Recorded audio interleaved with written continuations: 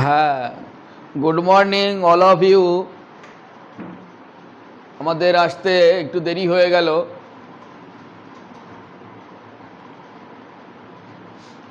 আমরা পৃষ্ঠতলীয় রসায়ন পড়ছিলাম। কার সারফেস, কার পৃষ্ঠ, সেখানে কী কী ধরনের ব্যাপার ঘটে সেই বিষয় বোঝার জন্য আমরা পৃষ্ঠতলীয় রসায়ন পড়ছিলাম। শুধু ডেফিনেশনের মেলা বসে গেছে। আজকে আমরা জিটা বিভবটা আমরা আগের দিন বলেছিলাম যে কলয়েড কণাগুলো মাধ্যমে রাখলে মাধ্যমের সাপেক্ষে উৎসার্জিত হয়, তাই ক্যাথোড অ্যানোড রাখলে কেউ ক্যাটায়নের দিকে যায়, কেউ অ্যানায়নের দিকে যায়, অ্যানোডের দিকে যায়। এর নাম তড়িৎ চলন। ক্যাথোডের যাওয়াকে বলা হয় ক্যাটাফোরেসিস, ক্যাটাচলন। অ্যানোডের দিকে যে অ্যানায়ন যায় তার নাম অ্যানাফোরেসিস, আর একসঙ্গে বলে ইলেকট্রোফোরেসিস বা তড়িৎ চলন। আজকে আমরা পড়ব, ইংলিশে বলে লাইওফিলিক সল। লাইওফিলিক সল, বাংলায় বলে লাইও মানে দ্রাবক, ফিলিক মানে আকর্ষী, সল। সল মানে কি? ছলনা করা, ডারে। কলয়েড দ্রবণ যে সংগঠিত হয়, একটা বিস্তার মাধ্যম থাকে, একটা বিস্তৃত দশা থাকে। রসগোল্লা জলের মধ্যে থাকে, বিস্তার মাধ্যম তরল। রসগোল্লা নিজে কঠিন, বিস্তৃত দশা কঠিন। চকের গুঁড়ো জলের মধ্যে দিলে বিস্তার মাধ্যমটা তরল, বিস্তৃত দশাটা কঠিন। চকের গুঁড়ো গুলে যায় না, তাকালে দেখা যায় যে ভেসে বেড়াচ্ছে। একে বলে সল। যার বিস্তার মাধ্যম কঠিন এবং বিস্তৃত দশা তরল। উল্টো হয়ে গেল, বিস্তার মাধ্যম তরল আর বিস্তৃত দশা কঠিন, তাকে সল বলে। লিখে দেই লাইনটা, নাহলে ধরতে পারবি না। বিস্তার মাধ্যম তরল, বিস্তৃত দশা, বিস্তার মাধ্যম তরল, বিস্তৃত দশা কঠিন। এই ধরনের কলয়েড দ্রবণকে বলা হয় সল। দন্ত স আর ল।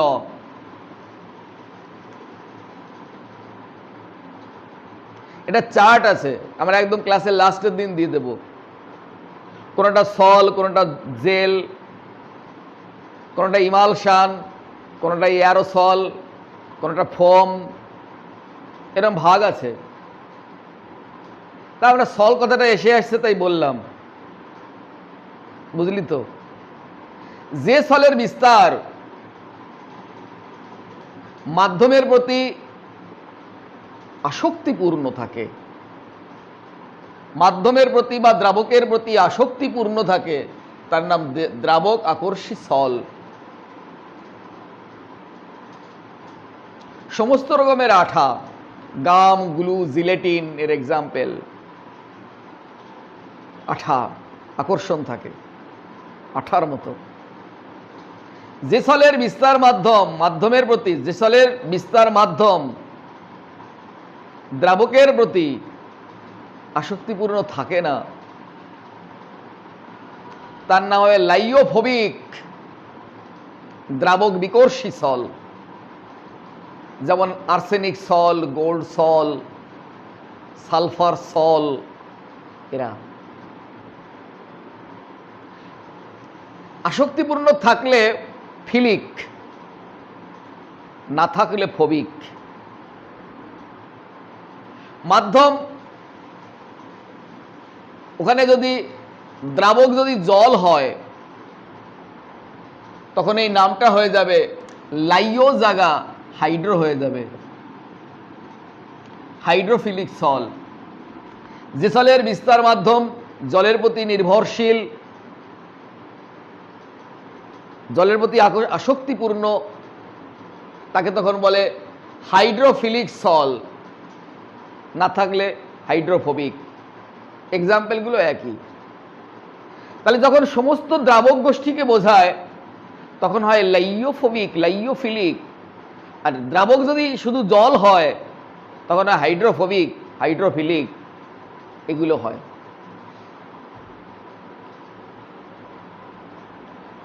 নেক্সট, তঞ্চন বা কোয়াগুলেশন। চোখের সামনে তোমাদের ঘটে তঞ্চন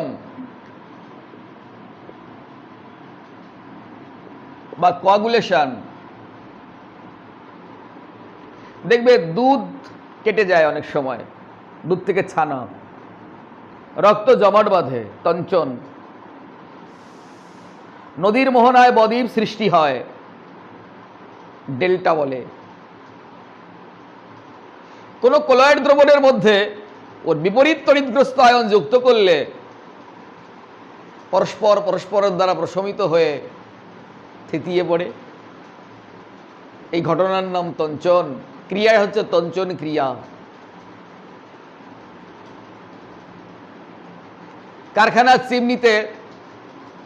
কারখানার চিমনিতে দেখবে একটা দণ্ড লাগানো থাকে, ওখানে গ্যাস কার্বন থিতিয়ে পড়ে। এক্সাম্পলগুলো কত রকমের প্রশ্ন হতে পারে। তঞ্চন কি প্রশ্ন হতে পারে, 1 মার্কসের প্রশ্ন হতে পারে। উদাহরণ 1 নম্বরের এমসিকিউ আসতে পারে, নিচের কোনটি তঞ্চনের উদাহরণ নয়? কারখানার চিমনিতে গ্যাস কার্বন থিতিয়ে পড়া, বদ্বীপ অঞ্চলে বদ্বীপ সৃষ্টি হওয়া নদীর মোহনায়, এরকম দিয়ে দিল। রক্ত জমাট বাঁধা। কখনো কখনো শুধু উত্তপ্ত করলেও তঞ্চন দেখা যায়। যেমন লেবু টেবু না দিলেও মা দুধটা হিট করতে গেলে বলে আরে দুধটা কেটে গেছে রে, কখনো হিট করলেও হয় তঞ্চন। নদীর জলের মধ্যে মাটি, বালি, কাদা, কাকড়, এটা এক ধরনের ক্লোরাইড দ্রবণ। তার মানে ওই কণাগুলো জিটা বিভবের জন্য চার্জিত হয়, আর থাকে সোডিয়াম ক্লোরাইড। তাই ওরা পরস্পরকে প্রশমিত করে ওখানে ওই মাটি, বালি, কাদা, কাকড় থিতিয়ে পড়ে, তাই বদ্বীপ সৃষ্টি হয়। সোডিয়াম ক্লোরাইড থাকে না নদীর জলে বা সমুদ্রের জল, বদ্বীপ যে জায়গা থেকে আসলো, মানে যেখান থেকে হোক NaCl তে আসতে হবে, তা নাহলে বদ্বীপ হবে না। মোহনায় কোনো একটা জায়গা থেকে NaCl যুক্ত জল ঢুকে গেল, আর ওখানে যে ওই মাটি, বালি, কাদা, কাকড়গুলো ছিল সেগুলো পরস্পর দ্বারা প্রশমিত হয়ে থিতিয়ে পড়লো। স্যার, কাদা কখনো চার্জিত হয়? ওই যে জিটা পোটেনশিয়াল হবে, চার্জিত হবে।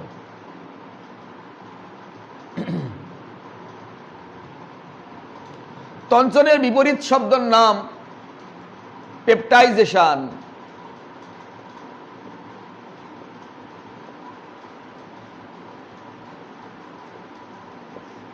বা অপলায়ন। অপলায়ন শব্দটা বললেই বোঝা যাচ্ছে ভেঙে দাও, গুড়িয়ে দাও, এটা ধ্বংসলীলা। অপলায়ন ঘটবে। কোনো বড় কণা বা তঞ্চিত পদার্থ, সঞ্চিত পদার্থ, তার মধ্যে কোনো সিলেক্টিভ আয়ন যুক্ত করলে ওরা সেটাকে অধিশোষণ করার সঙ্গে সঙ্গে ওরা আরো বড় হয়ে যায়, ফলে আর থাকতে পারে না। তখন স্প্লিটেশন বা ভেঙে যেয়ে আবার কলয়েড কণায় পরিণত হয়। এই ঘটনার নাম অপলায়ন। যেমন কোথাও ফেরিক হাইড্রোক্সাইড তঞ্চিত হয়েছে, ফেরিক হাইড্রোক্সাইড, এর মধ্যে তুমি ফেরিক আয়ন যুক্ত করছো, FeOH3, এই যে এটার নাম এই ডট ডট দেওয়া হয়েছে, এর মানে হচ্ছে ও আয়নটাকে অধিশোষণ করছে, মানে উপরিতল দ্বারা। অধিশোষণ মানে উপরিতল দ্বারা শোষণ করা, উপরিতল। যেমন বাষ্পায়ন মানে কেবলমাত্র উপরিতল থেকে হয়, স্ফুটন সমগ্র জায়গা থেকে হয়। এখানেও সেরকম, উপরিতল দ্বারা শোষণের নাম অধিশোষণ, অ্যাডজর্পশন, অকুলেশন, আপার সারফেস থেকে হয়। তাহলে যখনই এরকম বড় হয়ে যায় আরো, তখন ও রাখতে পারে না। ফুচকা কম্পিটিশন চলছে বা রসগোল্লা কম্পিটিশন চলছে, একটা লোক মুখের মধ্যে টপ 4-5টা রসগোল্লা ঢুকিয়ে দিল, তবু হাতটা বাড়িয়ে রয়েছে আরেকটা দাও, আরেকটা দিয়ে সেটা যখন মুখের মধ্যে দিল আর মুখটা ধরে রাখতে পারেনি, পুরোটাই ভেঙে চলে আসলো। অপলায়ন। এই কারণে বেশি চাওয়া কখনো ঠিক নয়, কম চাও, সুস্থভাবে চলো, ভালো করে চলো। এক্সেস ইজ ভেরি ব্যাড, অপলায়ন ঘটে যাবে। মূল কথাটা, তঞ্চিত কণা আবার যদি কোলয়েড কণায় পরিণত হয় তার নাম অপলায়ন। এটা তঞ্চনের বিপরীত শব্দ। এই চ্যাপ্টারে আমরা আরো লিখেছিলাম, সুলোঝাডির রুলটাকে দিয়েছি কিনা আমার মনে নেই, তো যাকে আমি মোটামুটি পড়িয়ে দিচ্ছি। সুলস হার্ডি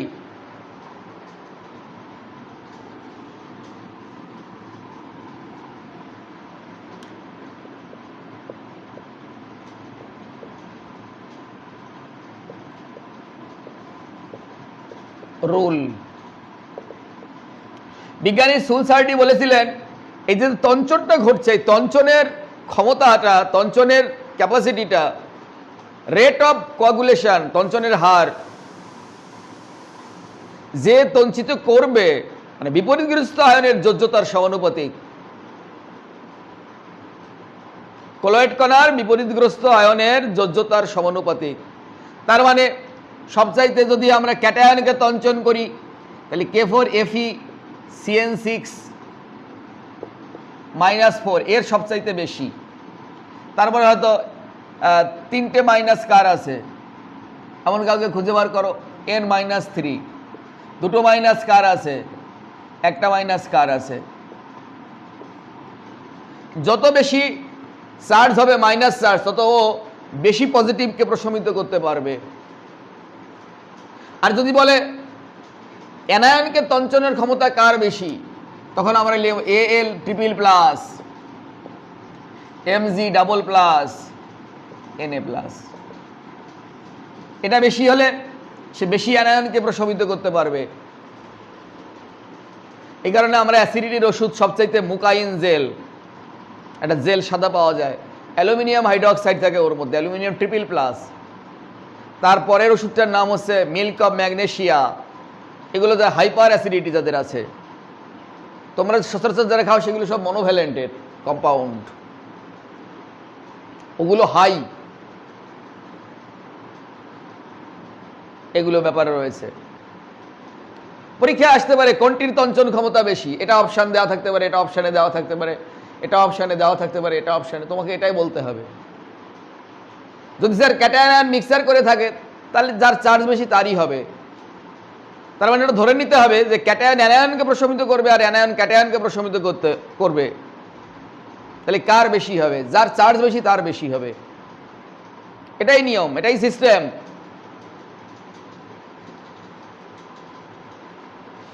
আচ্ছা, নেক্সট আমরা ওখানে একটা ডেফিনেশন আমাদের লিখতে বাদ হয়েছে, কিন্তু তার অ্যাপ্লিকেশন দেওয়া হয়েছে লেখার মধ্যে। সে হচ্ছে গোল্ড নাম্বার। আমি এটা একটু এখানে পড়িয়ে দিচ্ছি, তারপরে আমরা নোটসটা পাঠিয়ে দেবো লিখে, বা বই থেকেও লিখে নিতে পারবে, কোনো অসুবিধা নেই। স্বর্ণ সংখ্যা, ইংরেজিতে বলে গোল্ড নাম্বার। 0.0058 থেকে 0.0053 এত পার্সেন্ট গোল্ড সলকে বলে প্রমাণ গোল্ড সল। এরূপ 10% প্রমাণ গোল্ড সলের মধ্যে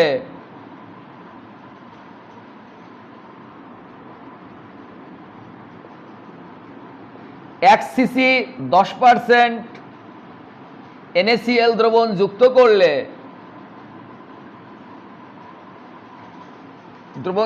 করলে দ্রবণটির লাল থেকে বেগুনি বর্ণ হতে বাধা দিতে যত মিলিগ্রাম হাইড্রোফিলিক সল বা সংরক্ষক কলয়েডের প্রয়োজন হয়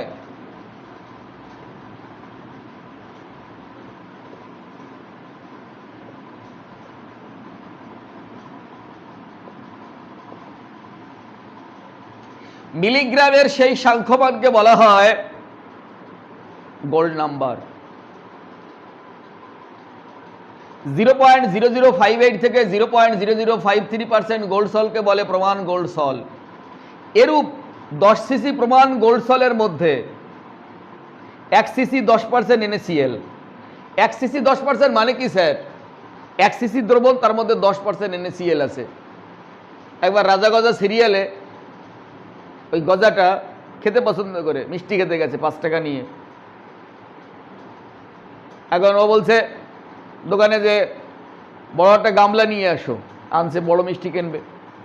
বলে 10টা পান্তুয়া, 10টা রসভরা, 10টা রসগোল্লা, 10টা গালাগাদ। বলে আমরা আলাদা আলাদা প্যাকেট করে দেই। বলে না না না, কে খাবে? আমি তো খাবো, তা আপনি এত ই করছেন কেন? বলে এক জায়গায় মেশাও, মিশিয়ে ভালো করে মাখো চটকে। অত মিষ্টি নষ্ট করার পরে বলছে ওখান থেকে আমাকে 5 টাকার দাও। কি অবস্থা! তার মানে 5 টাকার 10 প্রকারের মিষ্টি, হয় না? 1 সিসি 10%, 1 সিসি পরিমাণটা, তার মধ্যে 10% NaCl আছে। মজার ব্যাপার। 1 সিসি 10% NaCl দ্রবণ যুক্ত করলে দ্রবণটির বর্ণ লাল থেকে বেগুনি, কখনো কখনো এখন নীলও লেখা হয়, লাল থেকে বেগুনি বা নীল বর্ণ হয়ে যাবে। যোগ করলে হয়ে যাবে, লাল ছিল বেগুনি বা নীল হয়ে যাবে। যাতে না হয় বাধা দিতে বোকা যত মিলিগ্রাম হাইড্রোফিলিক সল বা সংরক্ষক কলয়েডের প্রয়োজন হয়, মিলিগ্রামের সেই সাংখ্যমানকে বলা হয় ওই দ্রবণের গোল্ড নাম্বার বা স্বর্ণ সংখ্যা। তাহলে আমরা যদি বলি NaCl এর স্বর্ণ সংখ্যা 2 বলতে কি বোঝো? NH4Cl এর স্বর্ণ সংখ্যা 2 বলতে কি বোঝো? তখন কি বলবো? যে 10 সিসি না, এরূপ 10% প্রমাণ গোল্ড সলের মধ্যে 10% ভুল লিখেছি, 10 সিসি, এটা ভুল লিখেছি বাবু, একটু কারেকশন করে নিবি, এখনো তো লেখা দেইনি। 10 সিসি প্রমাণ গোল্ড সলের মধ্যে 1 সিসি 10% NaCl দ্রবণ যুক্ত করলে দ্রবণটির বর্ণ লাল থেকে বেগুনি বর্ণ হতে বাধা দিতে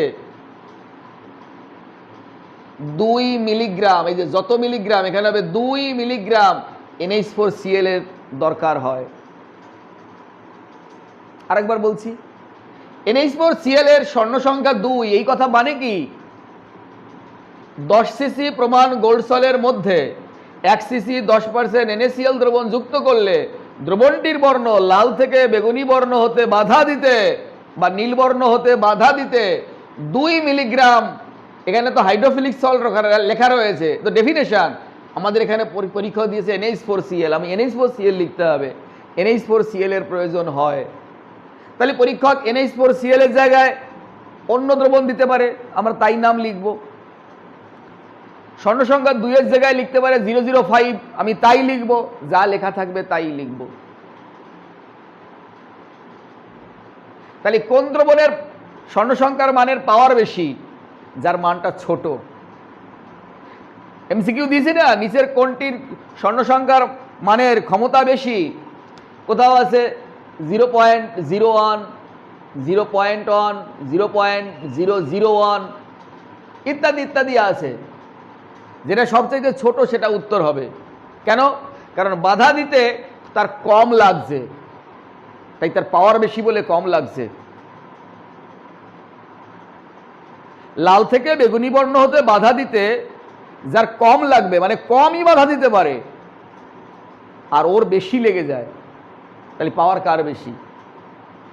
একটা তরকারি 10 জনের তরকারি রান্না করতে এক ধরনের লঙ্কার 10টা লাগে, আরেক ধরনের লঙ্কার 5টা লাগে। কোন লঙ্কার ঝাল বেশি? যদি একই রকম ঝাল করতে হয় তরকারিটাকে, তাহলে যার 5টা লাগবে তারই তো ক্ষমতাটা বেশি, কারণ ও 10টা যে ঝালটা করে এর 5টা সেই ঝাল করবে। বুঝলি না? এটাই তো। 1000 টাকা হতে 500 টাকার নোট মাত্র দুটোই লাগে, 100 টাকার নোট 10 খানা লাগে, 50 টাকার নোট 20 খানা লাগে। কোন টাকার মান বেশি? যেটা কম লাগছে।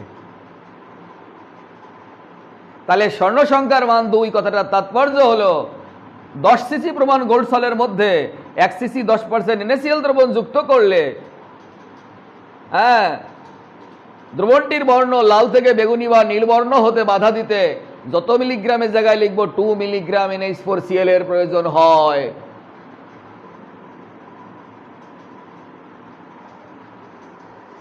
গোল্ড নাম্বার থেকে এর বাইরে কোশ্চেন হবে না। গোল্ড নাম্বার কাকে বলে? NH4 এর স্বর্ণ সংখ্যা 2 কথাটা তাৎপর্য কি? নিচে 4টে দ্রবণ দিয়ে দিতে পারে, কার পাওয়ার বেশি, যেটা ছোট।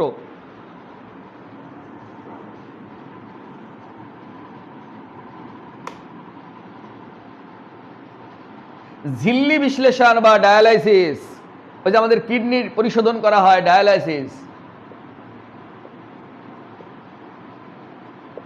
ঝিল্লি বিশ্লেষণ বা ডায়ালাইসিস, ঝিল্লি বিশ্লেষণ বা ডায়ালাইসিস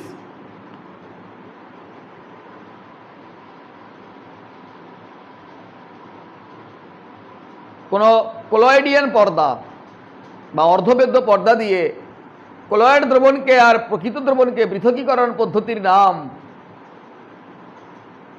ঝিল্লি বিশ্লেষণ বা ডায়ালাইসিস।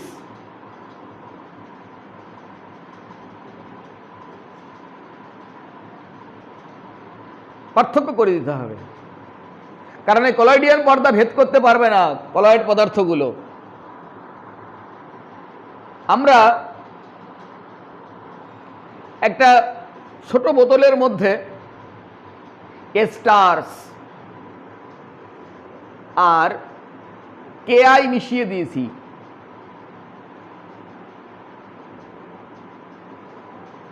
KI মুখটা কোনো কলয়েডিয়ান পর্দা দ্বারা আটকে একটা বড় জলঘায়ের মধ্যে ডুবিয়ে দিলাম। কিছুক্ষণ পরে KIটা বেরিয়ে চলে আসবে। KI জলের মধ্যে যখন মেশে আয়োডিন জলের সাথে বেগুনি বর্ণ সৃষ্টি করবে, বাইরের জলটা বেগুনি বর্ণের হয়ে যাবে। এস্টার্স আসেনি, আসবে কি করে? কলয়েড দ্রবণ তো ওই পর্দা ভেদ করতে পারবে না। কলয়েডিয়ান পর্দা পার্চমেন্ট পেপার ভেদ করতে পারবে না, ওটা কলয়েডিয়ান পর্দা বলে। এই পদ্ধতির নাম ঝিল্লি বিশ্লেষণ বা ডায়ালাইসিস। এখানে শুলঝার্ডির রুল খুব ইম্পর্ট্যান্ট। যার পাওয়ার বেশি তার ক্ষমতা বেশি, এই একটা কথাই মনে রাখবে। তারপর স্বর্ণ সংখ্যা কাকে বলে? যার সংখ্যা কম তার পাওয়ার বেশি।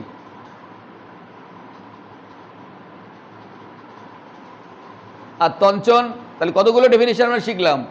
হাইড্রোফোবিক সল, হাইড্রোফিলিক সল, লাইওফোবিক সল, লাইওফিলিক সল, তঞ্চন বা কোয়াগুলেশন, পেপটাইজেশন বা অপলায়ন, শুলঝার্ডির রুল, গোল্ড নাম্বার, ঝিল্লি বিশ্লেষণ, এত ডেফিনেশন আমরা শিখে ফেললাম মোটামুটি। আজকের নাটক এখানেই শেষ হয়ে গেল।